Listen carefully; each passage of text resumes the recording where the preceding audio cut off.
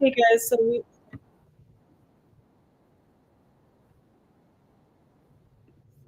Hey guys, so we are watching the primaries. It started already, so we're mainly looking at Texas. Texas is a large state, of course, so it's one of the more important races, but I think there was Arkansas as well as North Carolina, but the main focus is Texas.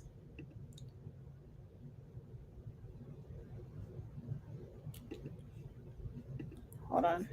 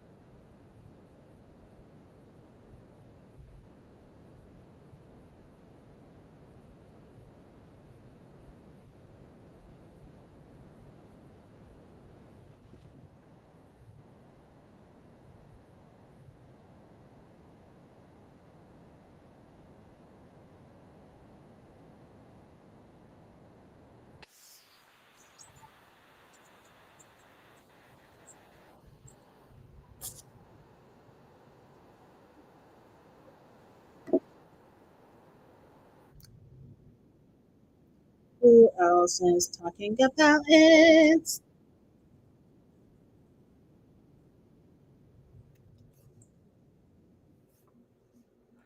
Who else is talking about it?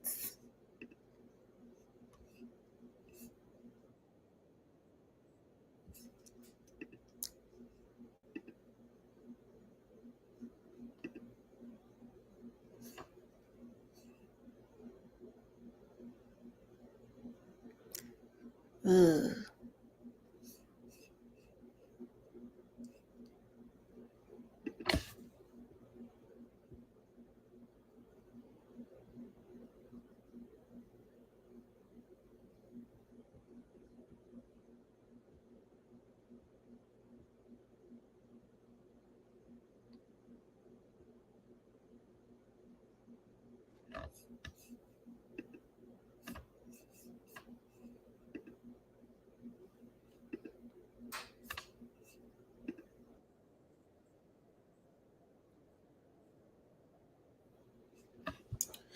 So let's see. It said Al Green.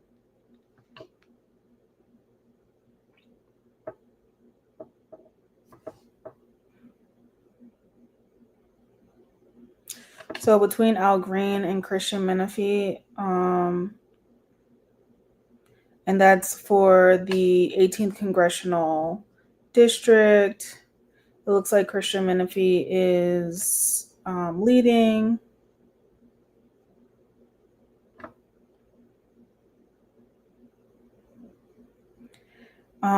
Green was elected to represent Houston's 9th congressional district in 2004.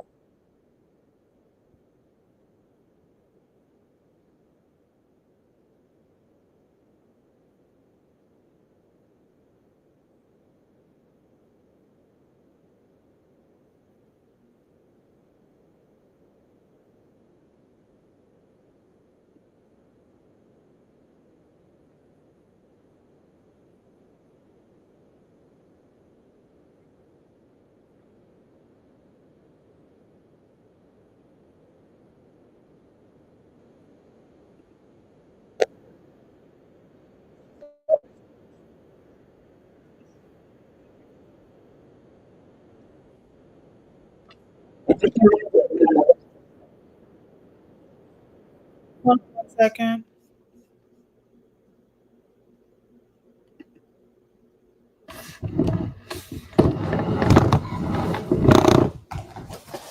Oh man.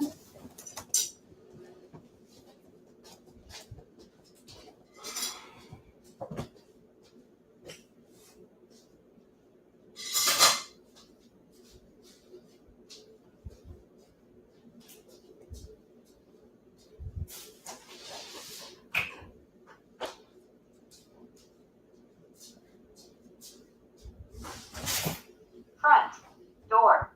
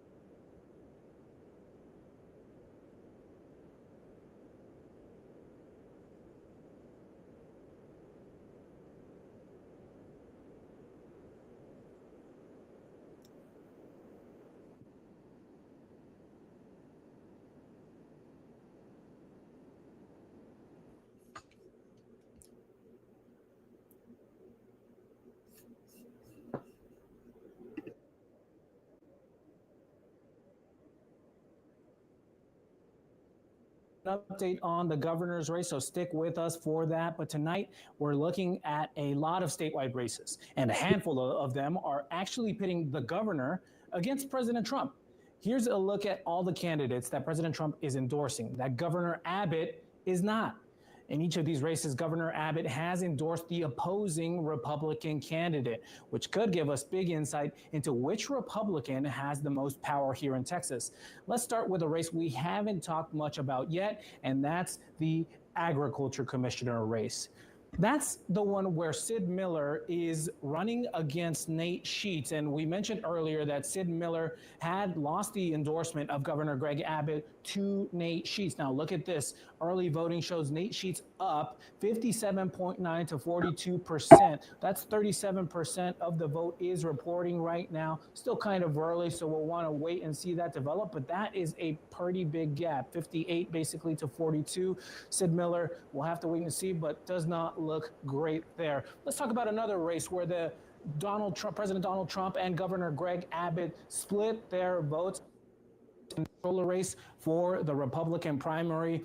A lot of big names in this race. Don Huffines is in there. That's the Trump endorsed candidate. He had a lot of major conservative voices. Even the recently deceased Charlie Kirk had backed him before passing. You see, he's up big, 60.9%. Now, Kelly Hancock is Governor Abbott's pick for this seat. You see him at 22.6%, but that could be, it could be good for him if Don Huffines doesn't cross that 50% threshold. But right now, with 41% of the vote, Don Huffines is at 60% and easily clearing it. We'll keep an eye on this. For right now, back to you, Charles and Nicole.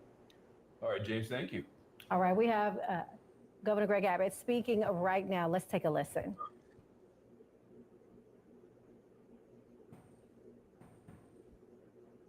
Some people were worried about jobs. One for the most new jobs in America says I have been your governor, and we will continue to be the job opportunity state in the United States of America.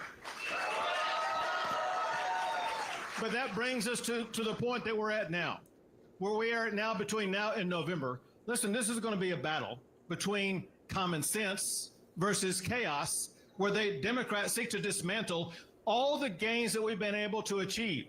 Look at what they want to do. They believe in defunding our police. They believe in Joe Biden's open border policies. They want to go back and undermine what we did, and they want to go back and indoctrinate our kids in our schools with DEI, and we are not going to let that happen. Listen, they were talking about affordability. Listen, the last thing that we need in our lives is higher taxes. And yet, that's what all of these Democrats, from the top of the ballot all the way to the bottom of the ballot, they've actually voted to increase your taxes. They voted against our property tax cut. They actually voted for a state income tax. And they voted to tax your retirement savings. That is wrong, and we're not going to let that happen because we are going to keep Texas, Texas. Listen, there's a whole lot at stake in this whole campaign. All of those issues I talked about, but something maybe even more important, and that is your values, about who you are. There's one thing that unites everybody in this room, one thing that unites almost everybody in this state, and that is we believe in God over government. We know that in Texas, freedom is worth fighting for, and we know something else. We know that it actually means something to be a Texan. And we are going to stand for what Texas stands for, and we are going to fight and unite, and we're going to win this election. With your help, working every single day, we will keep Texas, Texas. God bless you all, and God bless the great state of Texas.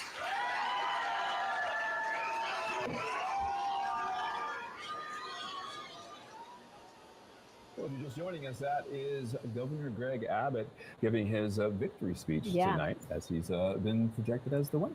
Right, by the Associated Press. And it's very interesting. He is the longest serving incumbent governor. And, you know, here in our state, we do not have term limits. And we know that we have not had, you know, a Democrat who's been a governor for decades. Yes. You know, many decades. The seat has not been held by a Democrat since 1995. Governor Abbott is seeking his fourth term, but, you know, it will be a fight. You know, he definitely will have that Democratic challenger in November. And a lot of people who are talking about it are saying State Representative Gina Hinojosa is going to really got to put up a fight to challenge him for that governor's seat. And we will see what happens with all of that. Yeah, we've been following her race as well tonight. And the thing about Governor Abbott is he, being the incumbent, being such a nationally known figure, he's got a lot of money going into the actual elections in November. So it's going to be a battle that we're going to see play out on TV, on billboards, everywhere. Right. That's and that crazy. full term would be a record for Texas governor. So that's something that we are tracking. And speaking of money, Charles, you know that the Senate race, as well as this March primary, has been the most expensive primary in U.S. history. So a lot of money has been put up to challenge candidates in this race. All right. Well, let's go to Andres. He's in Dallas for us right now following Juliet Johnson's campaign for District 33. Andres, what's the feeling there?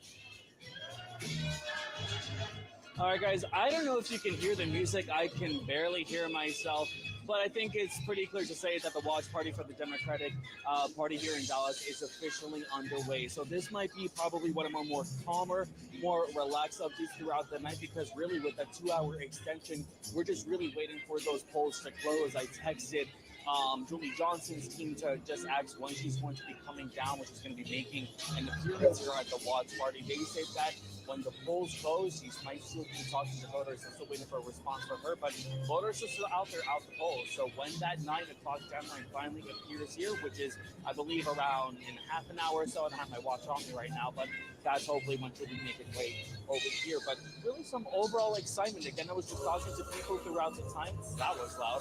I was talking just to people throughout the time here about what they thought of that 2-hour extension, and they said, it really was needed, again, because of that frustration that they had been hearing about all the time throughout this day. Even some poll workers today, they were talking about some of that inconsistent information given to voters as well via email or via text. So really that 2-hour deadline, at least for that 2-hour extension, from what we have been hearing from folks here, was really needed. Again, we are expecting at 9 o'clock for the early voting results to be released. Again, with that extension, that time got kind of pushed back. When we're going to get an official result when all the ballots are cast, so that's really going to be up in the air. But hopefully we'll be keeping you guys updated throughout as the night goes. As for me, I'm going to dance because this music is pretty fun not to. We're going to keep you updated as it progresses. Back to you guys. Nothing wrong with that, Andres. Thank you so much. Let's also get to our Lauren Rangel in Dallas, who's covering Colin Allred's camp for us. Lauren, what's the latest there? Yeah, well, here we've got the stage set for Colin Allred. We're at his watch party at the African American Museum in Dallas. Now, he is expected to take the stage around 9 p.m. tonight. That 9 p.m. is important because we were expecting him to speak to voters and supporters a little bit earlier. But as we've been talking about, Dallas County actually extended its voting hours through 9 p.m. tonight because they were seeing some confusion and delays at polling sites. We actually saw Allred and Jasmine Crockett both up here a few hours earlier talking about those issues. They say they've gotten hundreds of reports of people showing up to polling sites only to be turned away because they weren't at the right spot, and just a lot of confusion. A little bit of context here. Dallas County and Williamson County switched from countywide voting this year to specific precinct voting, which means voters have a very specific spot they're supposed to go to versus being able to go anywhere in the county of Dallas. So Allred and Crockett both said that they were really frustrated with the situation, but that they wanted to encourage voters to still go vote and to stay in line as long as they can. Now, Allred actually has some history in law. He was a civil rights attorney, so he kind of talked about how this was right up his alley as well, and was preparing to sue before a Dallas County judge decided to extend those hours. Tonight, we will be seeing him, like I mentioned, around 9 p.m., expecting to speak as we get more of those votes in and the polls close here in Dallas. He's hoping to, of course, oust Julie Johnson, who was his successor in 2024. After he left that seat to run for senator. He ended up becoming a congressman in 2018, but then tried to go for Ted Cruz's Senate seat. That didn't end up working out. And actually, before running for Congress again this year, he decided to run for Senate again, this time John Cornyn. However, once Jasmine Crockett made her announcement that she was going to be running for senator, he decided to back off and let her have it. So it's been a long time coming to get to this place, but he's hoping and excited to represent District 33 in U.S. Congress, and we'll see shortly, what these votes are looking like, and hopefully hear from him at 9. Guys. Lauren, thank you. And let's go ahead and bring in our Blessing Chuka joining us again on the desk, talking all things Texas Attorney General's race. What you have for us right now? All right, Charles and Dr. Clark, like Lauren and Andres said, almost all of Texas has finished voting. You know what's happening there in Dallas County. So let's take a look at the numbers. We talked a little bit about it at the 7:30 hour. So we're going to take a look at the latest numbers coming up for the Republicans that are running for Texas Attorney General. Now, this is pretty surprising. We've been talking, for some time now with the with the polling and with what likely voters were thinking and wanting and who would think they would be their likely candidate was U.S. Congressman Chip Roy. But we're seeing now that is State Senator Mays Middleton. He's here in Austin. And out of the 4 candidates who are running to be the next Texas Attorney General, he has the least amount of experience. The only person who has received the current blessing, the endorsement from the current Texas Attorney General is Aaron Wright. And as we see, he's in the 3rd right now, kind of tied a little bit with State Senator Joan Huffman. And we know U.S. Congressman Chip Roy, he had the most name recognition out there. He also served under Ken Paxton, but he did not get that endorsement from him. And it's interesting that we're seeing, these numbers right now. Even Chip Roy, he's actually in D.C. right now, while the rest of the other candidates are here in Texas. Aaron Wright, he's in North Texas. Mays Middleton, he's having a private watch party at home with his family and his campaign manager. Now let's take a look at the Democrats. Earlier we spoke with, we're seeing the U.S. Senate race right now, but earlier we spoke with State Senator Nathan Johnson. We met up with him earlier in this afternoon as he was meeting with people at the polling location right now. He is at his watch party that he's having here in Austin.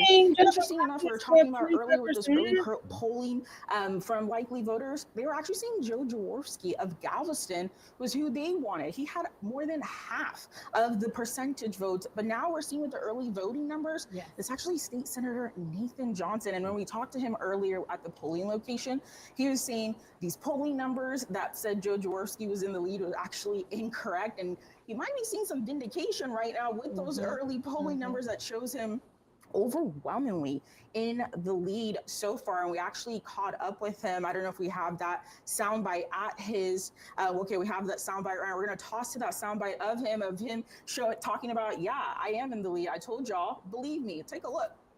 I mean, this is what I hoped. This was what our internal polling suggested. We had polling. I had some fairly objective. I mean, it's polling after all, that said this would be the result, that if we got our message out, people would vote for us. I told you earlier today, I thought the polling that showed Joe Jaworski up was upside down. It was off by 40 points. We could see some vindication. He talked that talk. Now let's take a look at the numbers. He is close to that 50% threshold, over surpassing, the person that we thought would be winning so far with the leads of Joe Jaworski and Anthony Box. Interesting enough, Anthony Box, he has never held elected position. He's an attorney, a partner at a Dallas law firm, and he's also a veteran. He's having his watch party as well in Dallas. Joe Jaworski, he's having his private watch party with his family right now. He's out of Houston right now. And so I also talked to him earlier this afternoon about, the polling numbers, and he believes that he will be the man for the job. And interesting enough, this isn't his first rodeo at this. He gave it a shot back in 2022. But he wasn't as successful so far, and we might see a repetition based on the early voting numbers. He thought that this year would be different because he believes he was a standout candidate. He had experience in doing this, and doing this a second time around only against these 3 candidates. He thought he would be victorious, but those numbers may paint a different picture, y'all. Yeah, we've had the early vote numbers coming in still at this time, but it's interesting to see where things are stacking up at this hour. Absolutely. From polls to early voting to the last ballot, that really matters. That's right. All right, thanks, Blessing. Thank you. All right, taking a moment now to track how smoothly or not things are going this election night across the state. Williamson County is extending their polling locations to 10 p.m. tonight.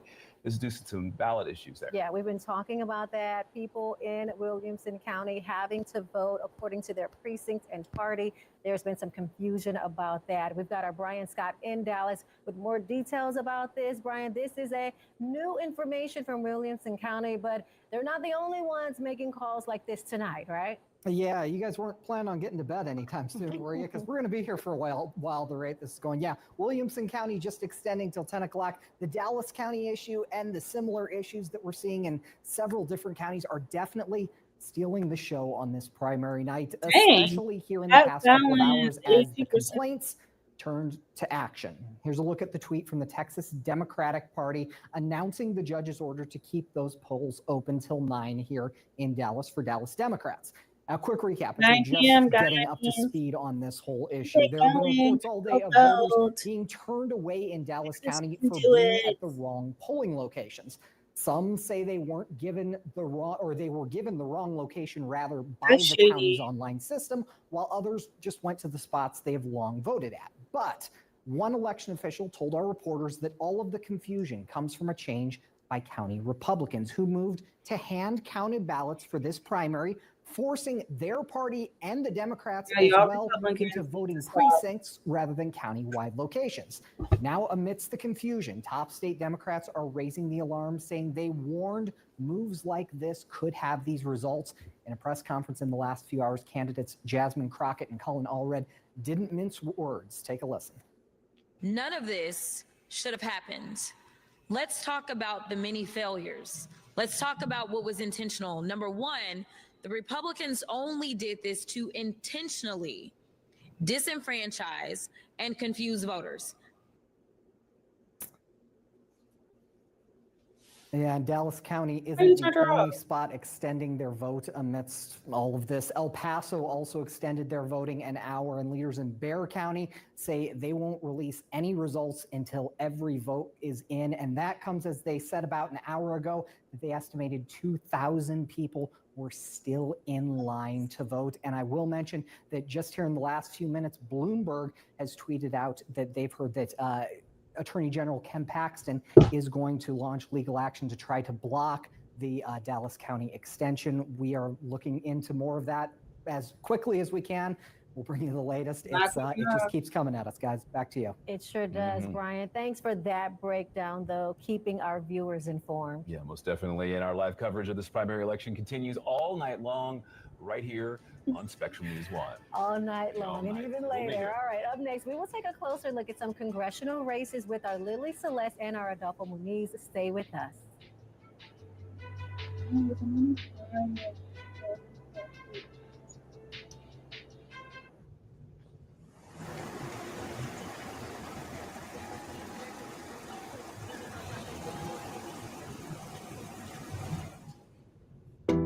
Every border story.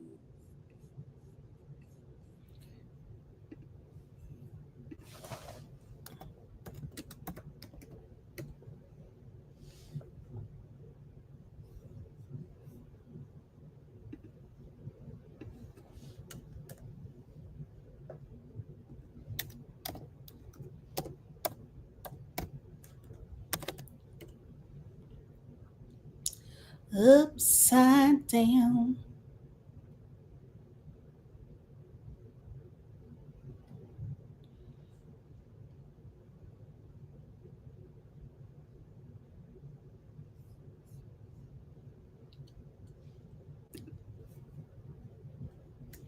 Let's see what people are talking about on the Tiki Talks.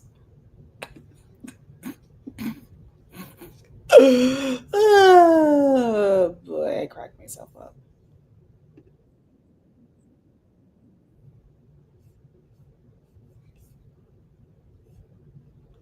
Upside down. Boy, you turn me inside out. Round and round. Upside down, you turn me in. Let's see.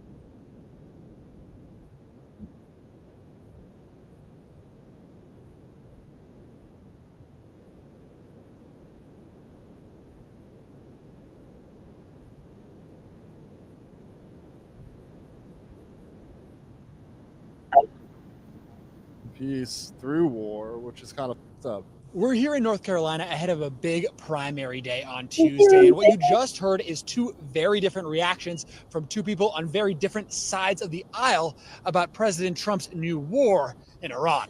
Now, North Carolinians seem skeptical that this military intervention would be wrapped up quickly. Look at what we did in Iraq. That was supposed to be a quickie, and you can't put a nice little bow on it like he wants to and say, yep, we're going to clean it up. We're going to clean up Iran. We're going to change the regime in 4 weeks. That's not. They've already, so the next person in line, I think they said he was the supreme leader, is, guess who? The son of the person you just killed. So imagine what's going to happen. Like, now you're upset that you've killed someone's father. Like, I mean, that you've killed this person's father. He is going to be pissed off, and he's going to literally rally those people up. Like, there has not been a member of the U.S. Senate. Such an unnecessary situation to be in. Like, that's the bad part. Is like, we didn't have to be in this situation. Like, we were the agitators for sure. So next Tuesday. Welcome back to the South Carolina Blue Dot vote. So next Tuesday we have some major. Welcome back to the. Texas is the first contest of the 2026. Hi, I'm Gina Ina. Hey y'all, I just filled out my mail-in ballot. I'm going to explain to you how primaries and for general elections work in the US like you're a 5-year-old, because the midterm elections are coming up and you guys all has to be politically locked in. Okay, so the primaries are basically the race before the big race, which is November 3rd, 2026, the general elections, right? And the primaries are made to see which Democratic and which Republican candidate are actually going to be racing against. Okay, sorry. They're back on. They're back on.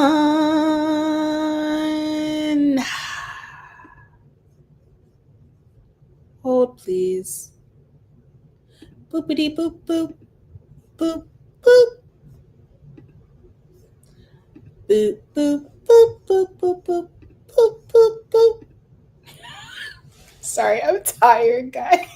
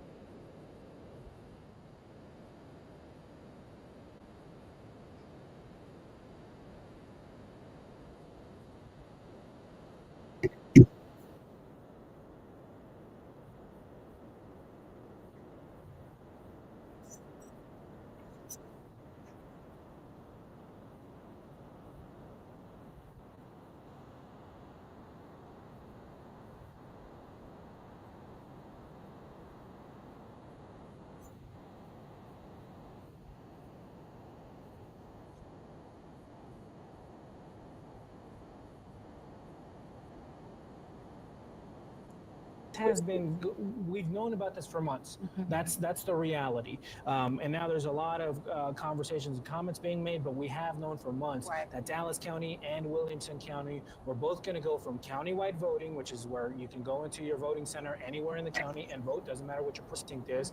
But because the Republican parties in both of those counties decided to change to precinct voting, there was a lot of confusion from the voters. So now today, there was so much confusion in Dallas County that the Dallas County Democrats filed a suit to say, hey, extended hours that was granted by a judge to go until 9 p.m. Now the Supreme Court of Texas has said, hey, that is blocked. Williamson County, as Brian was just reporting, has also extended their voting. And now it's the like, question is, will that be blocked? Will that be blocked? So we are monitoring this closely. We'll see how this turns out, and we'll bring those updates. We also know that voting was extended in the El Paso area, and those polls are expected to close. All right, thanks so much, James. Our live election coverage continues after this. First, though, we have some news headlines to show you, including the president's reasoning for attacking Iran. Keep it right here. We'll be right back.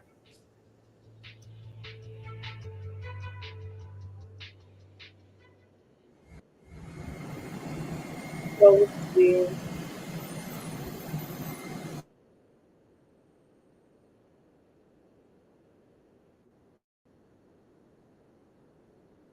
we'll go back to the girl was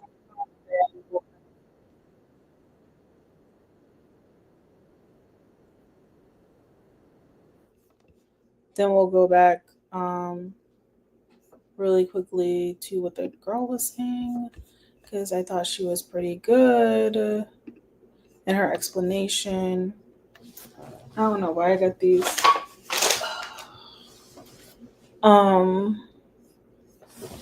Eh.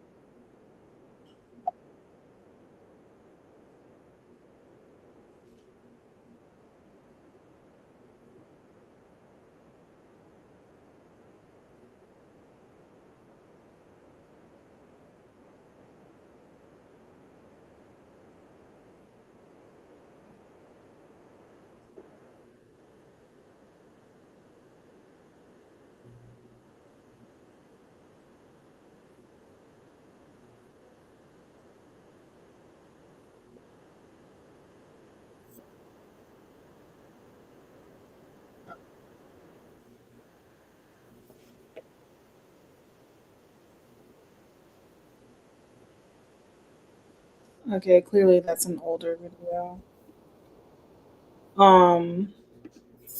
Yeah.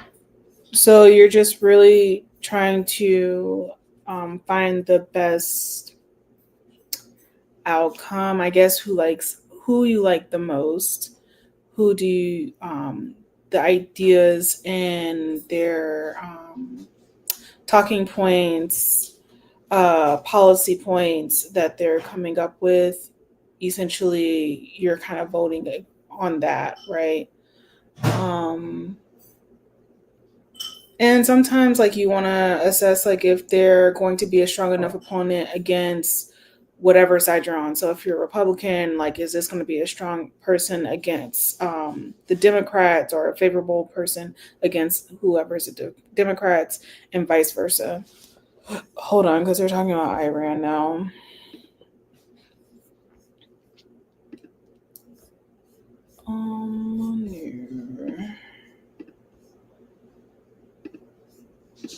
And we're gonna switch it and the switcheroos.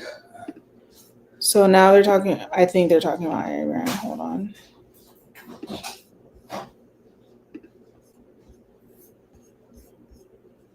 Provide clarity. And the imminent threat was that we knew that if Iran was attacked and we believe they would be attacked, that they would immediately come after us. What's so different about this, Jesse, is that the president has clearly defined what he wants to accomplish. On Tuesday, the German chancellor cautiously backed the efforts. We are looking forward to a day after, and we have to talk about the strategy. While the president acknowledged the uncertainty. I guess the worst case would be we do this and then somebody takes over who's as bad as the previous person, right? That could happen. Like the sun?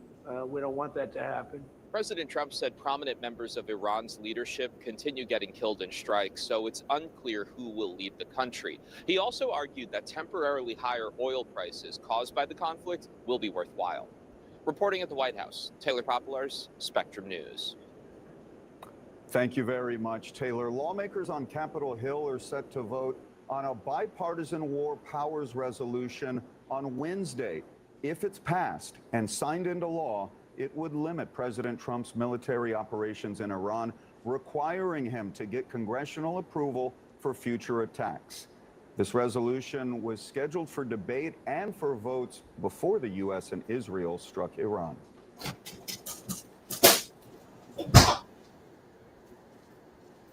All right, now let's.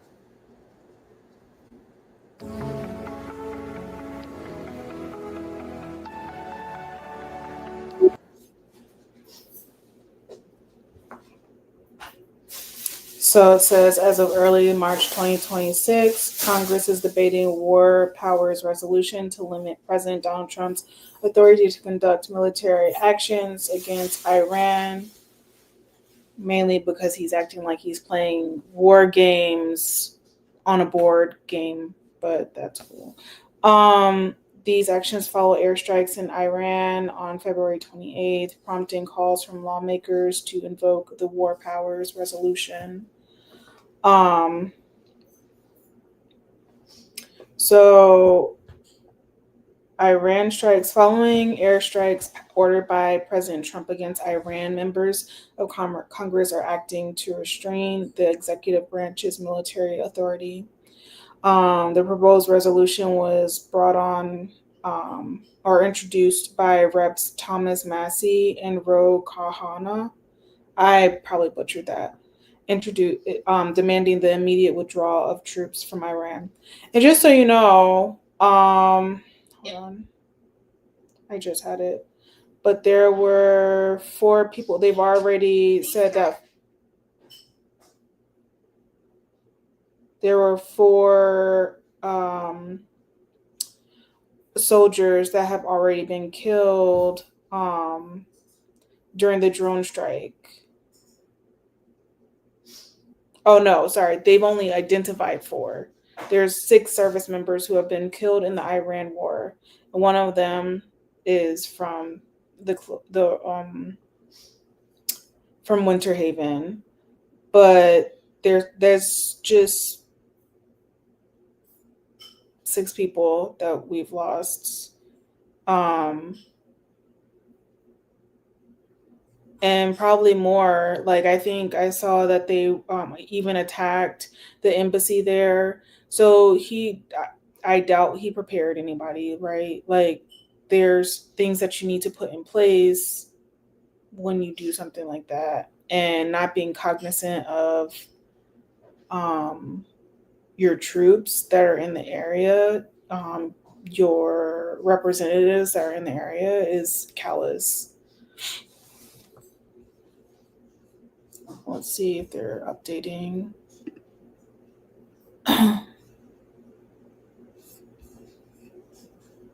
We'll be right back.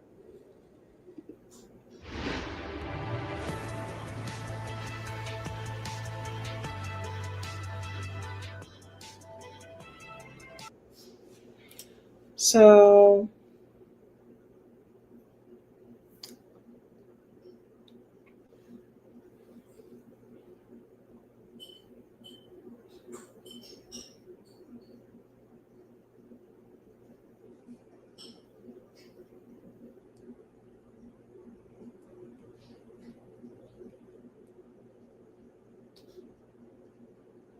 I'm telling you. trying to see what this, because apparently this was something There's a War Powers Act of 1973 intended to check the U.S. president's power to commit the armed forces to armed conflict without congressional consent. Enacted over President Nixon's veto, it requires the president to notify Congress within 48 hours of deploying troops and mandates their withdrawal after 60 to 90 days unless Congress authorizes continued action, which sounds eerily like what happened in DC when he was trying to order the troops there, and they were like, no, we need to like pull our troops out. Like, this doesn't even make sense.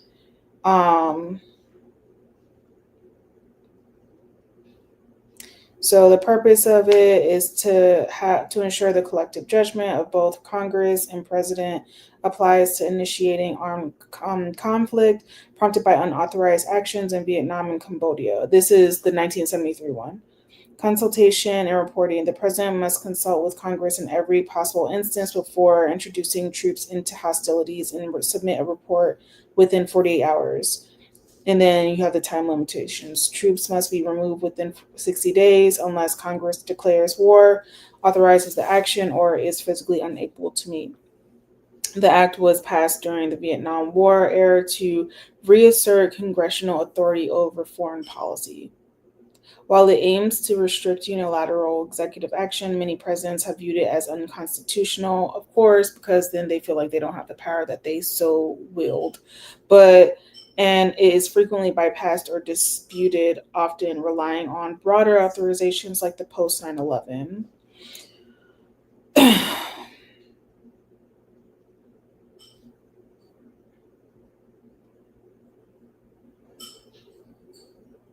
So, let me see.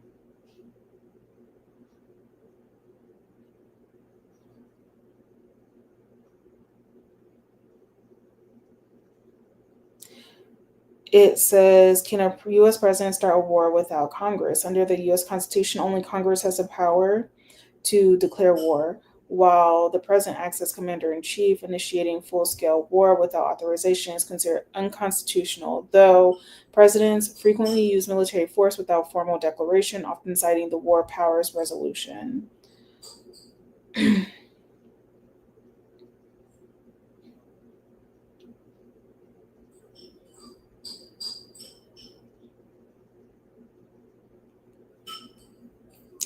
Presidents have initiated military actions without declarations, such as Korean War, Vietnam War, and operations in Iraq and Afghanistan.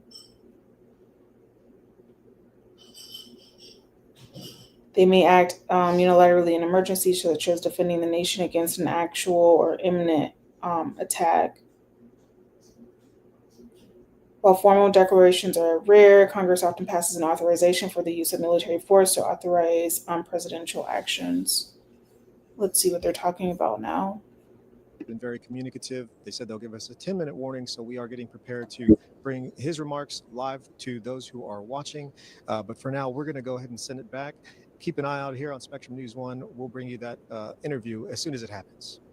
Looking forward to it, Augustine. Thanks so much. Sticking with the Republican primary for the U.S. Senate race, let's go out to our Aaron Davis in Dallas covering Ken Paxton's campaign. What's the latest there, Aaron? Well, Dr. Clark, they just turned the music back on. We heard from one speaker already. And as I've been walking around tonight, we have this room that I'm in that has some of the more general guests. And then there's a VIP room kind of on the other side of this floor we're on in the Marriott in Uptown Dallas. And that's where I found, a lot of really grassroots Republicans, a lot of more right-leaning Republicans. I've run into State Representative Wes Verdell, Tarrant County GOP Chair Beau French, who's also running in the Republican primary for Railroad Commission. I even saw North Texas State Representative Mitch Little, who was Paxton's lawyer during his impeachment trial, or one of those lawyers. As we know, Paxton was impeached by the Texas House and then acquitted by the Texas Senate for possible misuse of his office. And that really goes to show, people who are here supporting Texas Attorney General Ken Paxton don't mind his political scandal. They really see him as a fighter. They see him as a close ally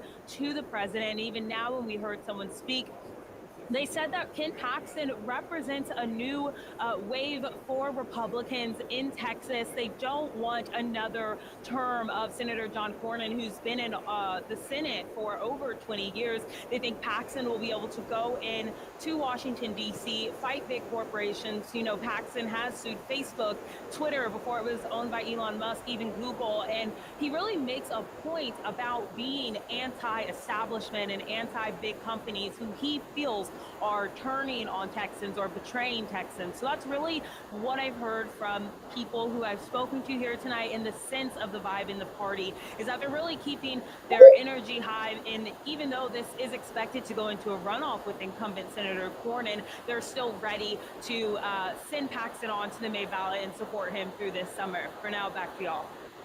Aaron, thank you. Let's go ahead and round out this Republican primary for the U.S. Senate. Taking you to Houston, where Valencia Jones has been covering Wesley Hunt's campaign. Valencia. Supporters have been trickling in here at this watch party for the last couple of hours. And one thing that can be said about the campaign of Wesley Hunt and his supporters is there is a unique level of patriotism that you find here and that we saw last night at his meet and greet. His resounding theme is his military service. And also, I want to point out that, you know, we're here in Houston. This is his hometown where he was born and raised. West Point graduate, comes from a military family, served in the Army, Apache pilot. You know, he says his message is rooted in faith, family, and freedom. His family has already arrived here with him to join in with the support as well. Lifelong conservative. And I asked him last night, why leave the House to run for the Senate? And what he told us is it's not about being comfortable in his House seat. He said he could have actually stayed there for a long time, and that he pointed out that he won by 25 points last year. He says it's about operating in the best interest of Texans and giving Texans an option, a true option that he says of somebody that can win the primary and win the general election and lead for the future. So that's one thing that we see as a resounding theme here tonight, is that level of patriotism as we look around at the American flag and the Texas flag. And right now, he's just like the other candidates, hoping for the best outcome possible. And he's hoping to be able to match up with that Democratic primary win for the next election. Back to you. All right, Valencia, you mentioned it there. Now let's move on to the Democratic primary. Let's go to our Michael Lozano, who is standing by in Dallas at Jasmine Crockett's campaign. Last time we talked to you, Mike, it was a lot of energy and activity there. What's the case now? Yeah, the energy is still very much here at this point in time. I'm keeping the mic close up to my mouth because it's loud out here. We got the DJ pumping the music. We've got a crowd of supporters that have started to fill up the space here behind me. And it's been like this for most of the evening. They're hoping to keep the party going as the night progresses and we get more of the final results. They're hoping at the end of the day, it's Congresswoman Crockett who comes out on top.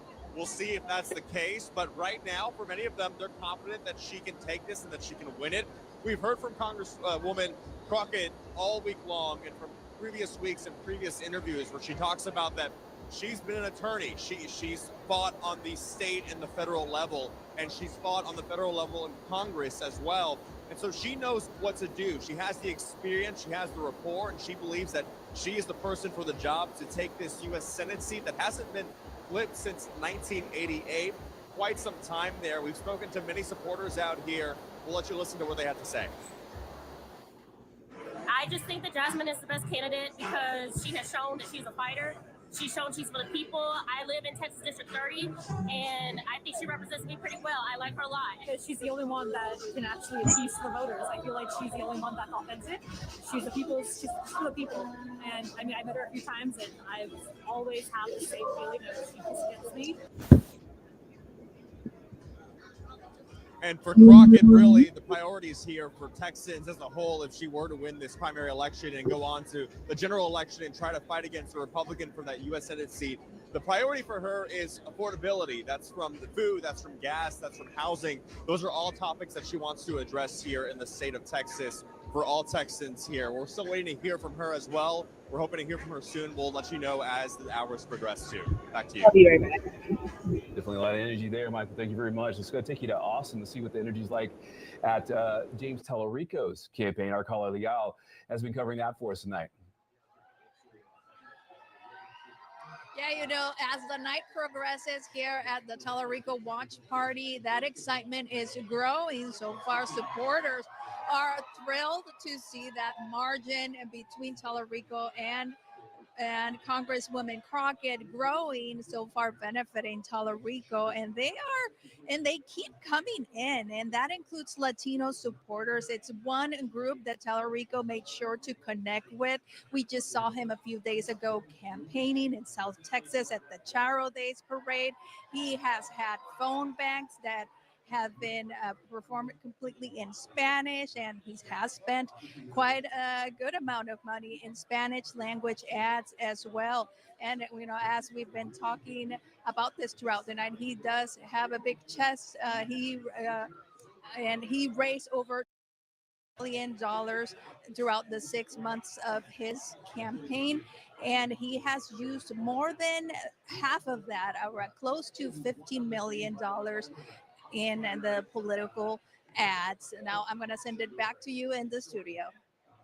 All right, Carla, thanks so much for that. We know that we've got some results coming in. James joining us at the desk with some of those results tonight. Yeah, they have just called Texas 34 down in the valley for Democrat Vicente Gonzalez. He's an incumbent. He's one of these conservative Democrats that are going to be key to the Democratic Party in the fight for the U.S. House. Now, right now, we're so focused on all our congressional races here in Texas, but they are also important because there's a battle for control of Congress in November. Now, Vicente Gonzalez, he's a several terms congressman from there. He's got a big challenge from several Republicans who are duking it out tonight to see who's going to be able to challenge him, including Eric Flores, Myra Flores, the former Congresswoman. We've got the results up on the board right there. You see Eric Flores with 57%. It looks like he's on his way to a potential victory and facing off against Vicente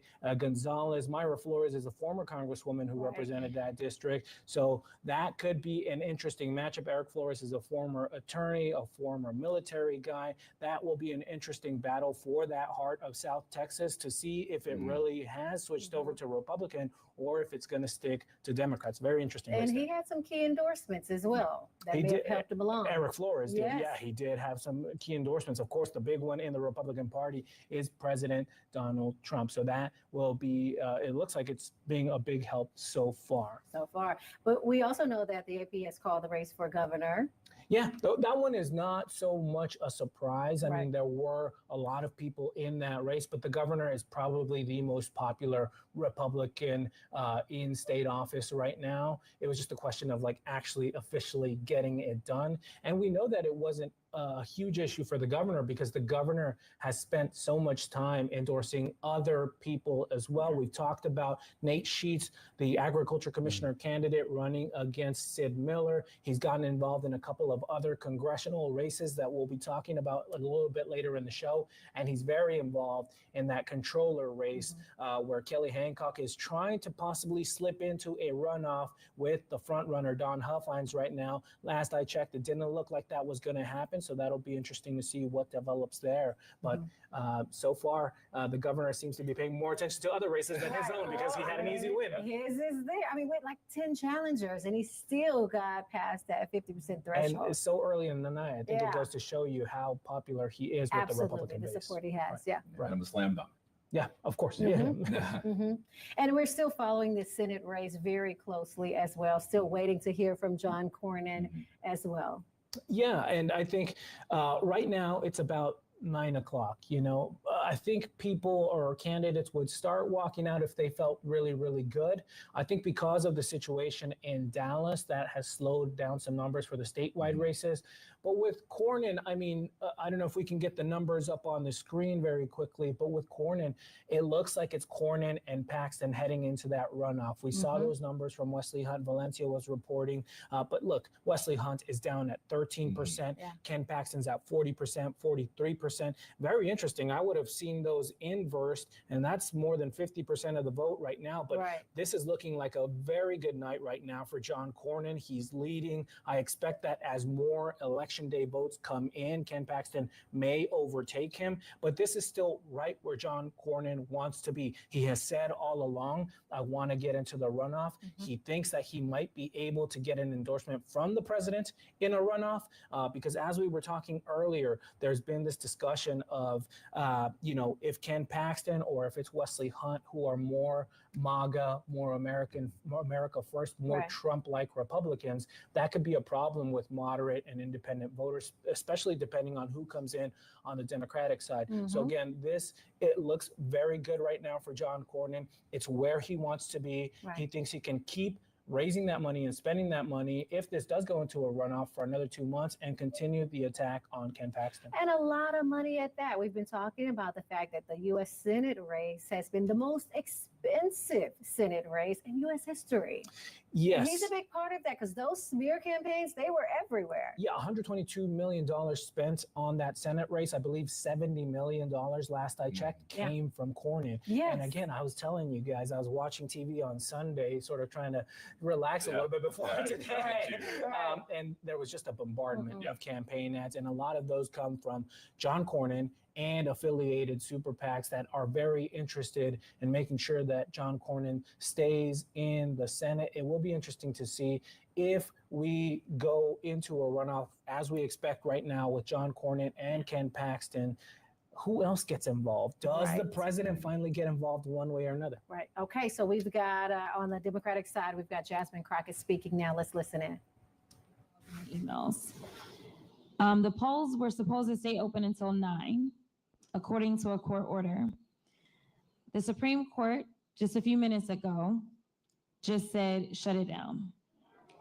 The Supreme Court also said that they are to separate any votes out that came in after 7 p.m. So here's the deal. I have no idea how it is that clerks are going to know who was in line by what time, because the rule is that if you're in line by 7, then you get to vote. And so once there was a court order saying you had until 9, I'm sure that there were people that joined the line after 7. They now are telling them that you have to separate the votes out. What this means is that we will not know what votes are to be tallied from Election Day out of Dallas County. For sure, we won't know that tonight. So knowing that Dallas County is a big dump of votes, we, in my opinion, will not know the election results overall tonight. We need to see the Dallas County votes to see where they are. I mean, if the early vote comes in, which we may have the early vote soon, if it comes in and I'm losing Dallas County, then we know kind of where this thing is going. So, so that's my news, is that we're not going to have election results tonight, in my opinion, based upon what specifically is taking place in Dallas County. Unfortunately, this is what Republicans like to do. And so they specifically targeted Dallas County, and I think we all know why. So I want you to enjoy yourselves, but I won't be back tonight because I have no idea of when we're going to get results, and I fully anticipate it won't be until tomorrow.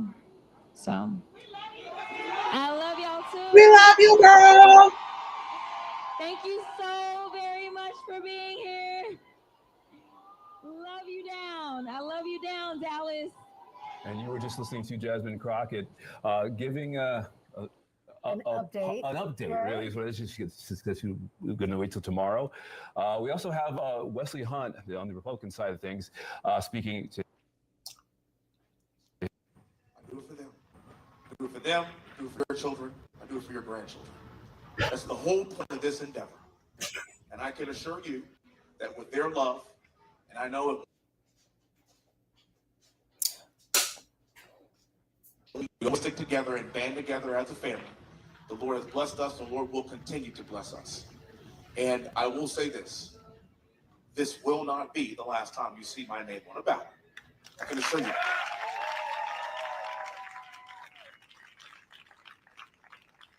We've learned some valuable lessons, have some valuable knowledge. But the one thing I've learned traveling around is that there is certainly a thirst for young leadership. Young leadership. Thank you. To step into the fray to lead the future of this great nation. It is looking like Ken and John are heading to the runoff. I wish them both the best of luck. I really do. Clearly, the people of Texas have chosen them. And I listen and I obey the people that I work for. So at the end of the day, I wish them the best of luck in this runoff. And then whoever chooses or wherever the people choose to go to the general election, they will have my undying support on top of that, because we have got to keep Texas red.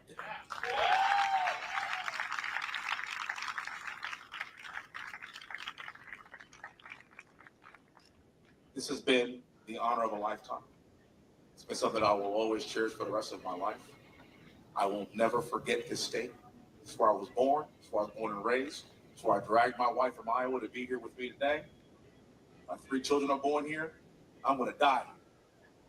And I can assure you that I'm going to leave it better than I found it. May God bless you. God bless the United States, and God bless the great state of Texas. Thank you so much.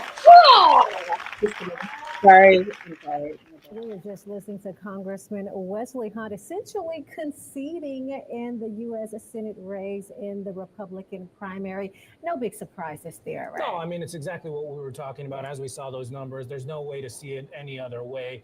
Both of the other 2 candidates were in the low 40s. He's way down at 13. There's just no way that he comes back from that. And so I think he's making the right choice to get out of the way. But now we can sort of say now that it looks like we're heading into that runoff between John Cornyn and Ken Paxton, that I think both of them kind of really well, at least John Cornyn really wanted it. And Paxton probably would have preferred to get out of here with the outright victory. He had said so as of a couple of days ago that it was possible. But John Cornyn showing a really, really strong night. I mean, still leading as of 9 p.m. If we can, though, I'd love to talk about Jasmine Crockett. I would too. You read our minds. Right. What we were just hearing, saying that she doesn't believe that the election results will be in by the end of the night.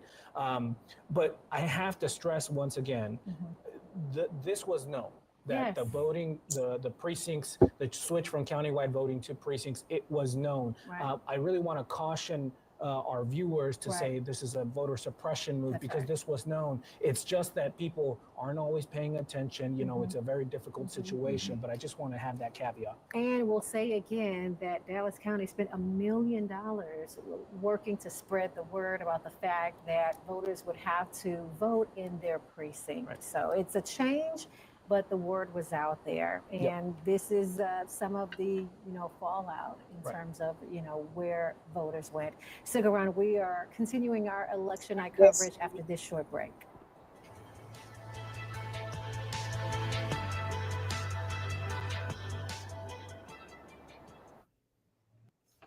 I'm guessing if precinct versus county, you would have a wider amount of space to, I couldn't confirm this, but this is just my guess, that you could go to any location that's convenient to you. If it's county versus precinct, usually you're limited to like your geographic, like your very local geographic location. And so they had to spend all of that money because people don't freaking pay attention. Well, I mean, this is from experience because sometimes I don't be paying attention to the mail. Like you get inundated with it and you're like, okay, this is too much. So probably people weren't paying attention like to the changes where it said something about like, go to this precinct at blah, blah, blah, blah, blah location. And when people kind of probably went to their most convenient location because most people are trying to come off from work and they're just trying to make it to the last bit of time till like 7 p.m. like they said.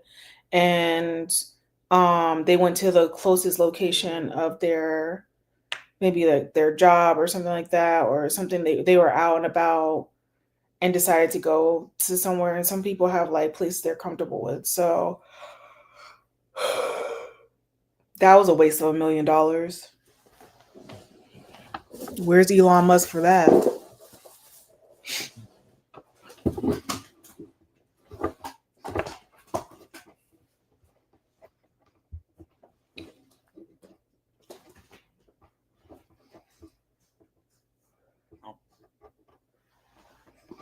Oh.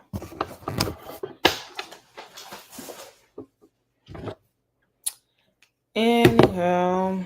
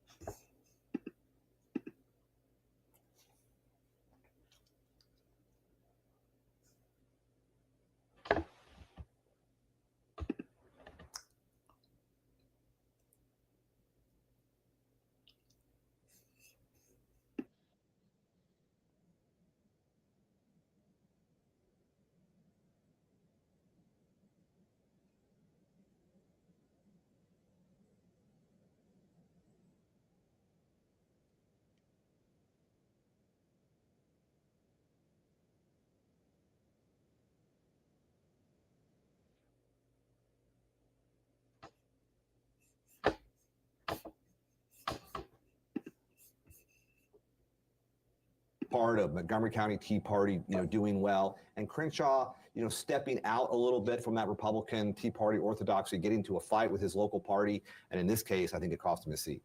Yeah, and he ran a race on faith and values, and that really seemed to resonate with a lot of the voters. Monique, I want to talk about District 18. We've been talking about the fact that that is really a generational race, whether voters would pursue that generational change or that seasoned seniority. And it just seemed like now they are looking for change. What do you make of the results so far? Yeah, it was a lot. It was going Christian Menefee's way just a little bit ago, but then we saw a big chunk of Fort Bend County come in, which Al Green has been representing for quite some time. They came in big for him, and so now it's a much closer race. So, I mean, we'll see. Both of them are, like I said earlier before, both of them are proven fighters. So we'll see who tops This out. is a difficult situation for them, right? Because Al Green, as you were sort of alluding to, he was redistricted out of his seat. And now Christian Menefee has been the incumbent for a couple of weeks, I guess. But what does that do to the voters, I guess? Are they split there between Menefee and Green? How Well, do you yeah, make a but decision? I mean, I've worked with Amanda before in a previous job, and Amanda Edwards seems to be a factor in maybe forcing this race into a runoff too. I mean, we'll see. She's pulling in at about 7% of the vote on the right now. Okay. That would be very interesting if Amanda Edwards pushes that into if she pushes that into another into a runoff. I guess Monique, will stick with you. Bobby Polito, Ada Cuellar in Texas 15. What's that looking like, and what are the potential ramifications in this battle for the House? Yeah, I mean, we're seeing name ID will go a long way for a candidate. We're seeing that with Jasmine Crockett. We're seeing that with Bobby Polito. He also endorsed James Tallarico early. They've been campaigning together, so I think that's playing out really well for him with almost 70% of the vote. So we'll see how that goes. All right, so let's move on to the race for Ag Commissioner. With that one is very interesting. We've got Sid Miller, the incumbent, but we've also got a bit of a battle between President Trump and Governor Abbott endorsing different candidates. Right. So this is sort of one of those interesting things. Obviously, Trump was in Corpus Christi last Friday, gave his remarks, but then after his remarks, on social media, basically saying he was going to endorse Sid Miller, the incumbent Ag Commissioner, who I think has had a sort of difficult relationship, a little bit with the legislature, with other things. You had a honey entrepreneur, if you follow that, someone who started a natural honey business in Nate Sheets. And I'm going to say this, I think Nate Sheets, pound for pound, has run one of the best races in the state. And Governor Abbott, I think, got behind Nate Sheets. I think Nate Sheets was very shrewdly got himself involved in some of the grassroots. And now Sid Miller, even with the backing of President Trump, although that endorsement was late, it was like Friday afternoon, the last day of early voting. But Sid Miller has been sort of a really tough grassroots campaigner for his entire career. This would be a big upset. Like I said, I think Sheets ran a really good race. We'll see if this holds. And I do expect it to hold, but I will tell you, this is an upset, and I think it shows Greg Abbott, when he gives his endorsement and he works for a candidate, it matters. Powerful, because he was seeking his 4th term, so that's quite an upset, That's crazy. Yeah, and that's kind of what I was going to ask you, if you thought that lead was going to hold for Nate Sheets. It sounds like you. I'm sort of looking at some of these numbers from early voting. It's at 55%, I think. We have a lot of early voting in. We don't have Dallas County in. We don't have Dallas County in, and we don't have Hidalgo County in. We've just got some good old-fashioned Texas holding onto the ballots in South Texas games tonight. But we have enough of the state in that I really think the trend is set, and that's what's sort of important. It's like these early votes, But look, this is important. If the president gets involved in a race on a Friday afternoon and the election day is Tuesday, there is no better endorsement that you'd rather have over the weekend and momentum you'd rather have. Does Sid Miller do precipitously better on election day? I think he might do better. But is it enough to catch him? Yeah, and what impact does that endorsement really carry in our state right now? Again, I think if it had been early, it would have had more impact. Perhaps. All right, guys. We've got more to come with you guys, but stay tuned to Spectrum News 1 and our election night coverage.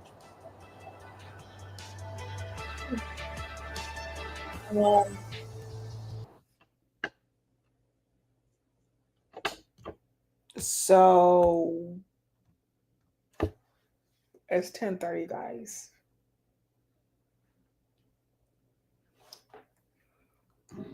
Let me see.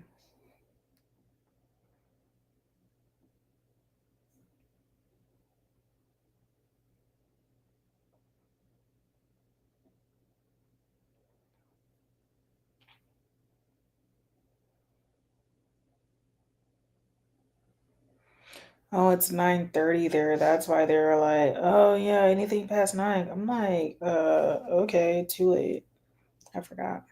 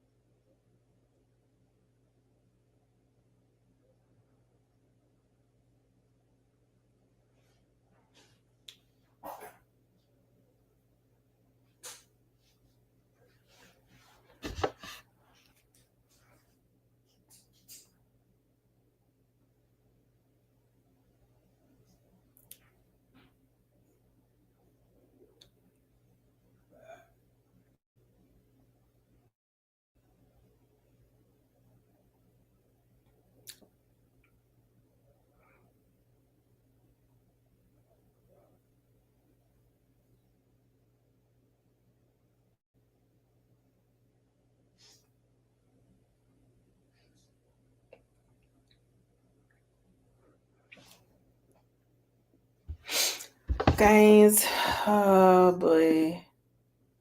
What were we talking about before?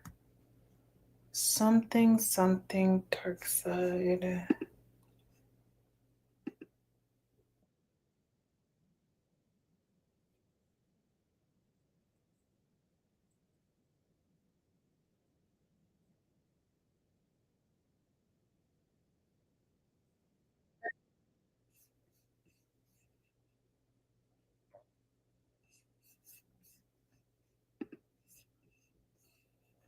Election night coverage right on Spectrum News 1. Yeah, like I said, bottom of the hour now, and polls now closed for the primary election outside of some of the counties that we've seen that are experiencing some of those issues. That's right. In the last half hour, we have tracked some Senate races, and now we can confirm that AP has called the Democratic governor race for Gina Hinojosa.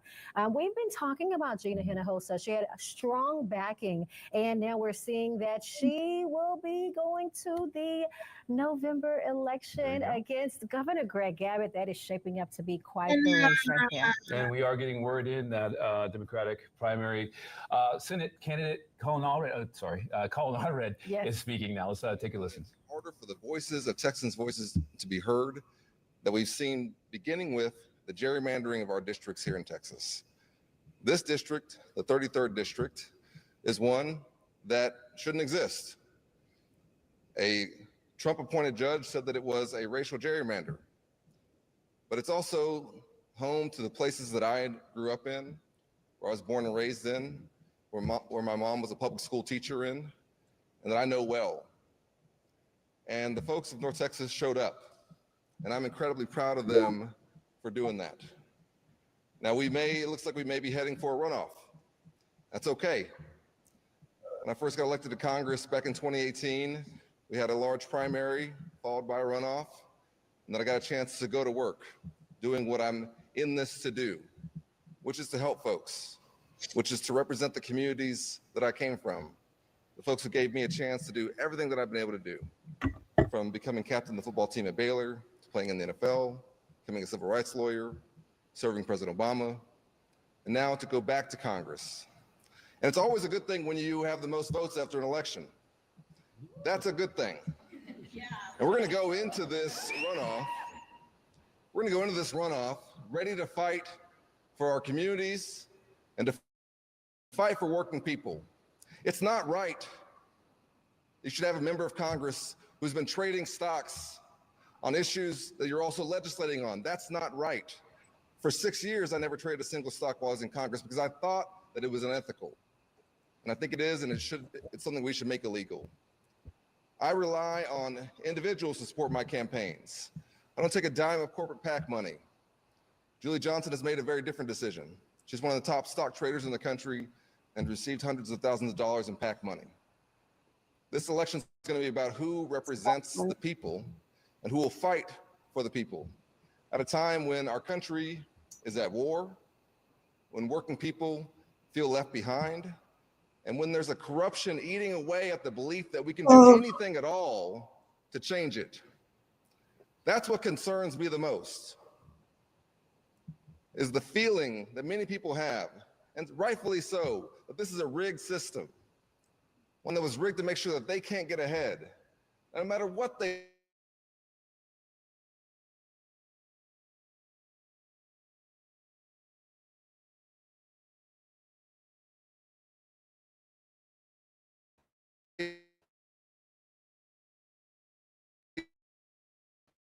do. Raised by a single mom here who was struggling, but I relied on this community, and I'm going to rely on it in this runoff as well. I have a lot of folks to thank. I want to thank first and foremost my wife Allie and my two boys, Jordan and Cameron. They are the light of my life. They're the reason why I get up every day excited to go to work, to make sure that we deliver a better country to our kids. I know that Representative Bowers will agree with me, and Councilman Bowers will agree with me, that we can't hand off a country like this to our children. We can do so much better. I want to thank State Senator Wendy Davis for being my friend for all these years. Somebody who was my first job in politics, was working on a campaign of hers running for governor, trying to protect the right to vote for Texans here and across the state. I want to thank my incredible staff for their very hard work, for dealing with all the stuff that came along with what has been a long and difficult campaign. And I want to thank the people of North Texas for hanging in there. This has been an election like no other. It's going to continue for a couple more weeks. But in the end, we're going to have a fighter who's going to represent us in Washington, who's going to go there to stand up to this out-of-control president, this out-of-control administration, who's also going to speak some hard truths at times to our party about some of the things that we have to clean up in our own house, to make sure that when folks see us, they don't see us as all being part of the problem. There's a lot of work to do. I know Dallas, and Dallas knows me. I'm looking forward to this runoff. I've never been more energized. I've never been more committed to making sure that we talk to every single voter, we turn out every person we can, not for me, not for the Democratic Party, but for our community, our state, and our country. So thank you so much. All right, that was Colin Allred speaking to supporters as he heads to a runoff that's happening May 26th. And he's going to be in that runoff with incumbent Julie Johnson. We've got our Andres Rendon in Dallas covering that campaign for us. Andres, talk to us about that camp and what's going on there. So, guys, honestly, a different scene than what we're seeing over at Colin Allred's party. He's actually over there at his event. Right now, we have yet to see Julie Johnson come over here to the Dallas Democratic Watch Party. I'm going to take a step out of the frame so you can see some of the action that's been happening right here behind me. So folks are closely watching that screen right now. Funny enough, they are watching Spectrum News for our coverage, and they're just watching this race very, very closely as the night progresses. This is going to be the last hour that this event is going to be open. Okay, so just so you know, a runoff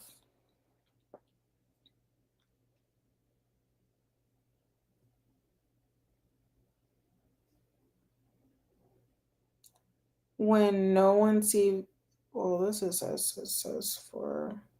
this is Texas. Whoopsies.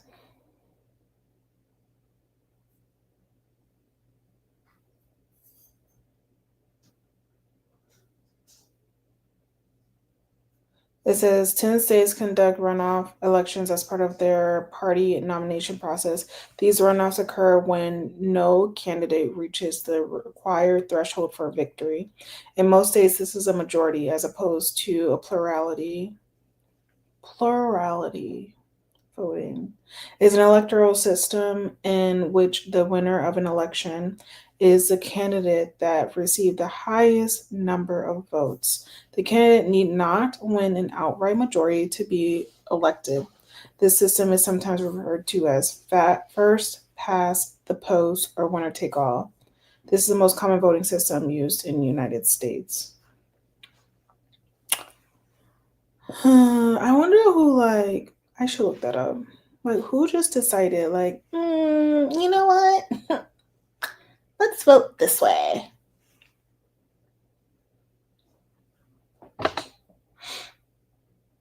So the 10 states, what are they talking about? Forward on if they'll take action in those other counties at this point.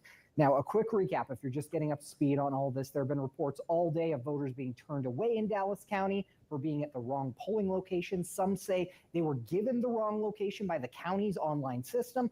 Others just went to the spots they've always gone to. But one election official told our reporters that all of the confusion, they say, comes from a change by county Republicans who moved to hand-counted ballots for this primary, forcing their party and the Democrats into voting precincts rather than county-wide locations. Now, amidst the confusion, top Democrats are raising alarm, saying they warned moves like this could have results like this. In a press conference earlier tonight, candidates Jasmine Crockett and Colin Allred didn't mince words. Take a listen. None of this should have happened.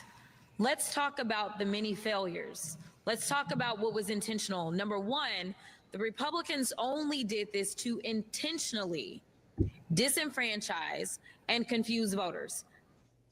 Why do they keep cutting it off? So as we said, this now goes to the courts and very likely to the court of public opinion, as we're likely to hear a lot about this voting chaos in the run-up to the full election and any potential runoffs we may have coming out of tonight. That is Charles.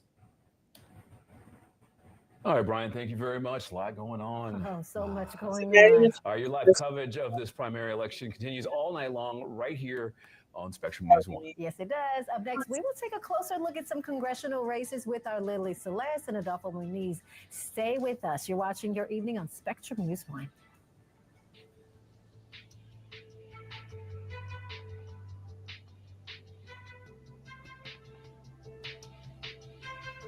Imagine getting off of work and being like, I'm here. And they're like, oh, but actually, this is not your location.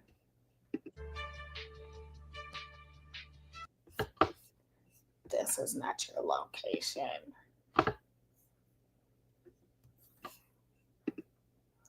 And polls are closing in 3 minutes.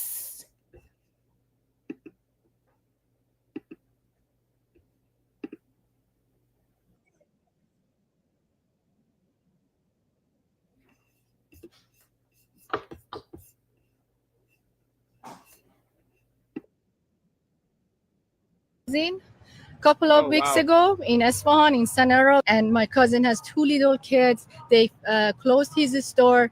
His wife can't make any money to feed his kids. Like, I want Trump make Iran great again. I'm Iranian. How do you feel about the U.S. attacking Iran today? Lefties here that they have no idea what's going on in Iran. I'm Iranian. I should have the right to talk about it. They killed my cousin couple of weeks ago in Esfahan, in Sanara, and my cousin has 2 little kids. They closed his store. His wife can't make any money to feed his kids.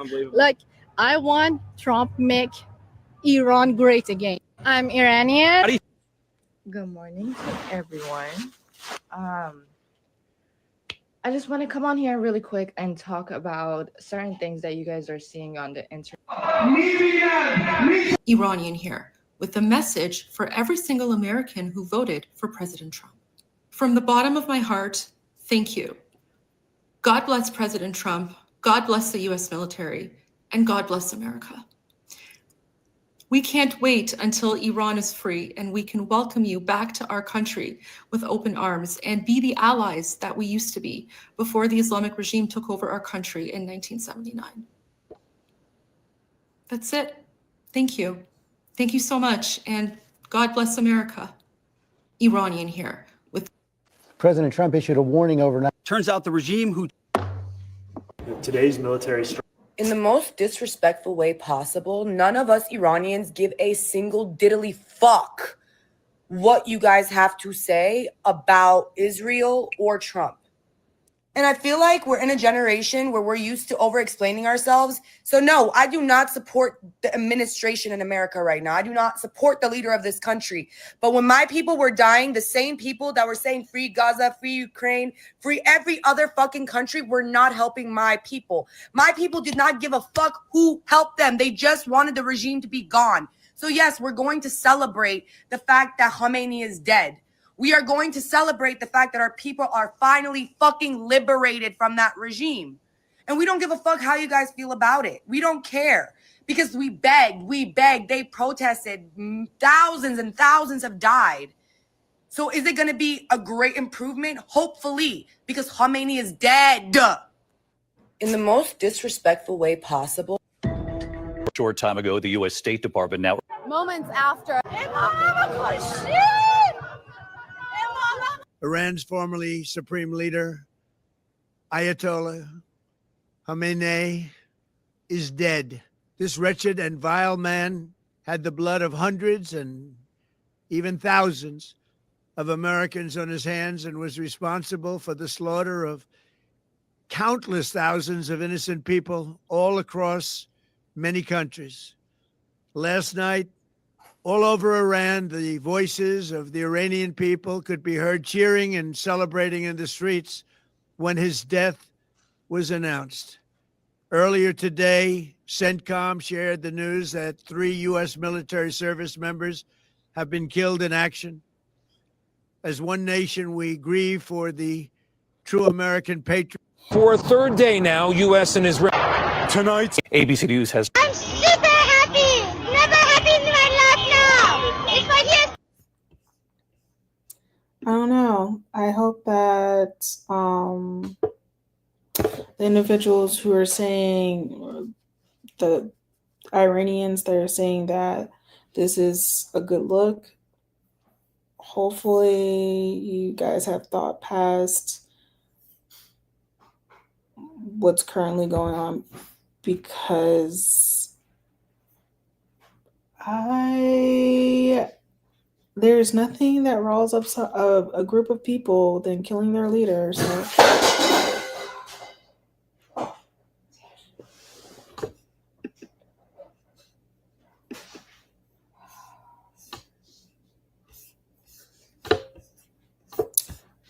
Okay, let's get back.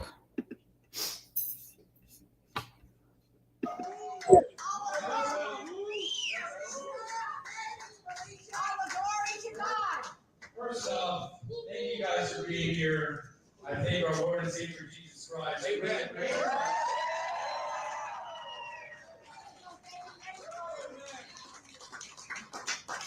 want to thank my beautiful wife for all the love, support, and really putting up with me these past couple of weeks and months. It has been long days. And thank you for holding the fort and for all your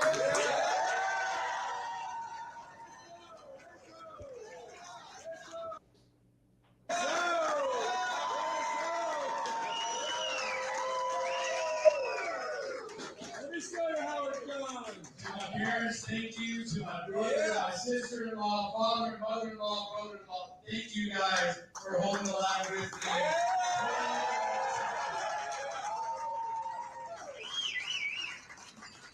To the coastal Bend area, down to South Texas and Cameron County, thank you for your trust. Thank you for your vote. And my promise to you tonight is to never let you all down.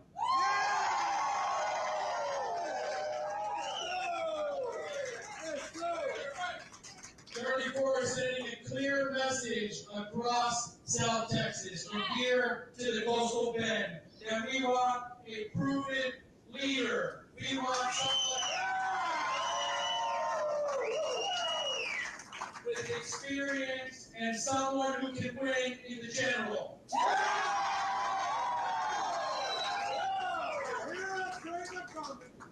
So tonight, the battle is won, but the war will be won in November. So it starts tonight.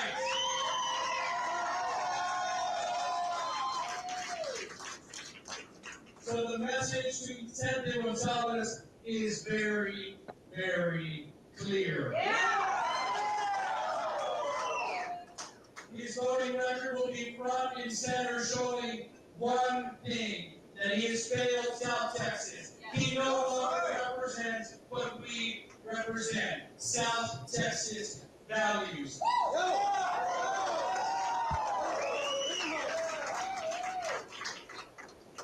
We will send a proven leader to D.C. The same tenacity that has served in uniform on the border in Operation Guardian Support. The same tenacity that I locked up Texas' top 10 most wanted child predator and dismantled the largest human slave organization here in South Texas is what I'm going to take to D.C. That same tenacity to fix our water crisis, to back up our farmers, our men and women in law enforcement, to secure our borders, and to grow our economy from here to the coastal Bend area. And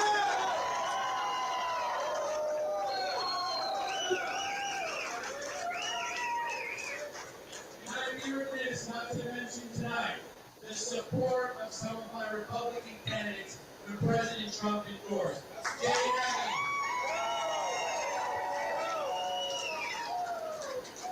Freddie Mimosa, and a proven business leader in the coastal Bend area, Mr. Scott Mandel. You know, like every time I hear like a speech, it reminds me of this guy.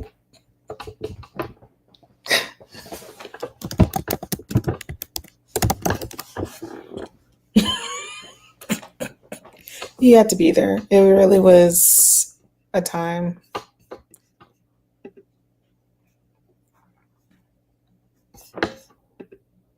I don't know why this tickles me every time.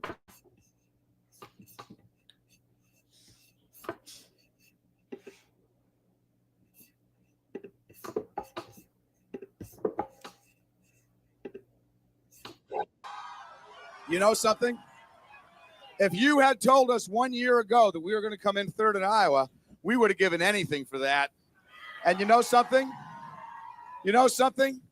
Not only are we going to New Hampshire, Tom Harkin, we're going to South Carolina and Oklahoma and Arizona and North Dakota and New Mexico. And we're going to California and Texas and New York. And we're going to South Dakota and Oregon and Washington and Michigan And then we're going to Washington, D.C. to take back the White House. Yeah!